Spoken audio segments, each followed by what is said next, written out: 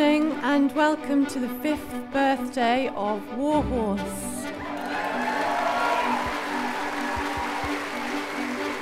This story has no better way of telling it than the way the National Theatre have done it.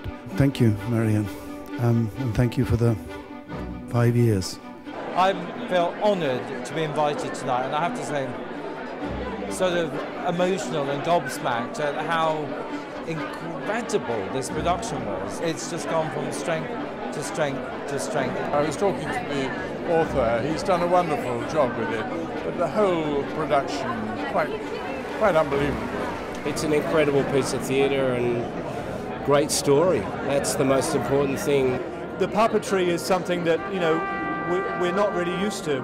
It throws the entire thing into a whole new dimension, really. The interaction with these, you know, this sort of inanimate object, but it's a living, breathing thing. It's beautiful.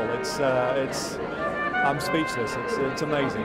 I couldn't believe how quickly I forgot that these were not real horses. I mean, like, you can see their ears twitching and, you know, they're listening, and all of the motion and everything is exactly how a horse would be.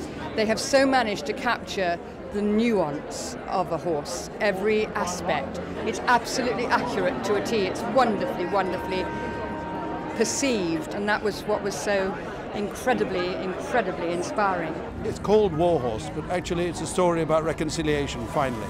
And it is a story about loyalty, and it's a story about love. It's all the things we aspire to and hope for. And I think that's why it's found its moment. Actually, in my heart, I wanted one thing. I wanted the news to come that this show was going to go to Berlin. Well, I was in Berlin the other day and talking to the Germans who are going to put it on and adapt it. And it was quite extraordinary to walk down those streets and to imagine that 100 years before, those marching feet, those trotting horses had gone off, just as they'd gone off from London and from Paris. I hadn't really thought about the significance of it going to Berlin. I read it in the programme. It was only when he actually sort of stood up there and told the story about how he was going to Berlin, and I thought, yeah, wow, that's got to be pretty special.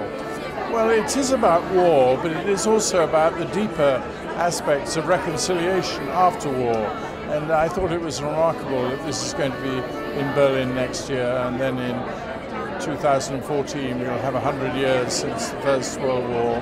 It's part of our history, you know, and I think if you've got something historical like this, it's representing it in such a wonderful and intelligent and artistic fashion. I think it should be something that is a mainstay.